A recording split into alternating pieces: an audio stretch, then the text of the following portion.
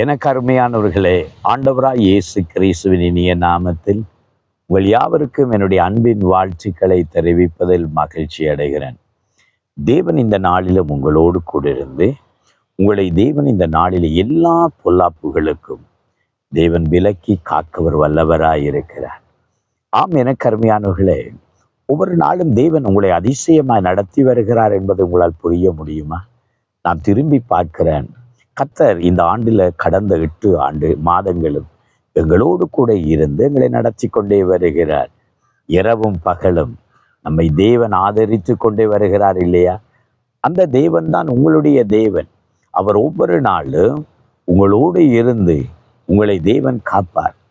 சில நேரங்களில் எங்கள் வாழ்க்கையில் வருகிறதான கடினமான பாதைகள், கஷ்டமான சூழ்நிலை, பலவிதமான வேதனை, வியாதிகள், பலவிதமான குறைவுகள், கஷ்டங்கள் சூழ்ந்து கொள்ளுகிற போது, ஐயோ, என் ஆண்டவர் இருந்தால் ஏன் எனக்கு இந்த உபத்திரவம், ஏன் இந்த பாடு, ஏன் இந்த கஷ்டம் என்று சொல்லி யாராவது நீங்கள் முறுமுறுக்கிறீர்களா அல்லது சந்தேகப்படுகிறீர்களா? ஒரு நாளும் சந்தேகப்பட வேண்டாம், ஒரு நாளும் முறுமுறுக்க வேண்டாம். ஆண்டவர் உங்களோடு கூட இருக்கிறதுனால்தான் எல்லாவற்றிலிருந்தும் தேவன் உங்களை விடுதலையாக்குகிறார் என்பதை மறந்துவிட வேண்டாம். சாத்ராக், மேசா, ஆபேத்நேகோ கர்த்தருக்காக நின்ற போது அவர்களுக்கு கிடைத்த உபத்திரவம் இல்லாவிட்டால் அவர்களுக்கு கிடைத்ததான அங்கே பாடு அக்கினி சூளையாகத்தான் இருந்தது. ஆனாலும் தேவன் அக்கினி சூளையிலிருந்து தேவன் அவர்களை விலக்கி காத்தார் என்றுதான் பார்க்கிறோம். அந்த தேவன் எல்லா உபத்திரவங்களுக்கும் எல்லா நெருக்கத்துக்கும் உங்களை தேவன் விலக்கி காக்க வல்லவராயிருக்கிறார். ஒரு வேத வசனத்தை நான் கவனித்தேன். சங்கீத புஸ்தகம் 54வது சங்கீதம் 7வது வசனத்துல சங்கீதக்காரன் சொல்கிறார், அவர் எல்லா நெருக்கத்தையும் நீக்கி என்னை விடுவித்தார் என்று சொல்கிறார். எல்லா நெருக்கத்தையும் நீக்கி என்னை விடுவித்தார்.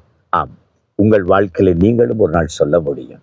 சில வேளைகளை இன்றைக்கு நீங்கள் போய்கொண்டிருக்கிற சூழ்நிலை, இன்றைக்கு போய்கொண்டிருக்கிற கஷ்டமான நிலைமை, கண்ணீரின் பாதை, ஐயோ எத்தனை கஷ்டம், எத்தனை கடன் தொல்லை, எத்தனை வியாதி, எத்தனை துன்பம், எத்தனை உபத்திரவம். ஆனால் உங்களையும் தேவன் விடுதலையாக்குவார்.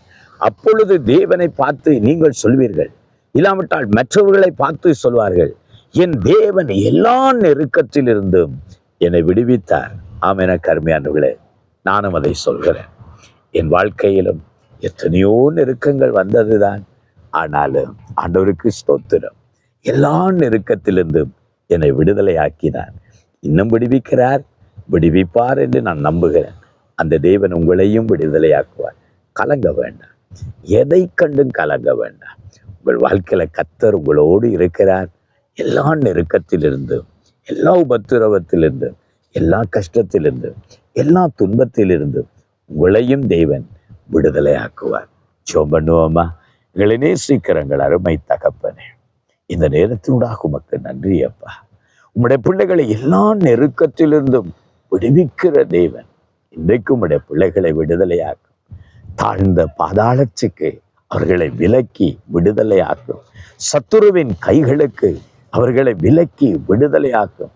கடன் தொல்லை, தீராத வியாதி, குடும்பத்தில் பிரச்சனை, வாழ்க்கையில் நெருக்கம், உபத்திரவம், ஆண்டவரே இன்றைக்கு உம்முடைய பிள்ளைகளை எல்லா நெருக்கத்திலிருந்தும் ஆண்டவரே விலக்கி விடுதலையாக்கும்படி ஜெபிக்கிறேன். உம்முடைய பிள்ளைகளை ஆசீர்வதிக்கும்படி இயேசுவின் நாமத்தில் ஜெபிக்கிறோம் நல்ல பிதாவே. ஆமென், ஆமென். எல்லா நெருக்கத்திலிருந்தும் உங்களையும் தேவன் விடுதலையாக்கி ஆசீர்வதிப்பார். ஆமென், ஆமென்.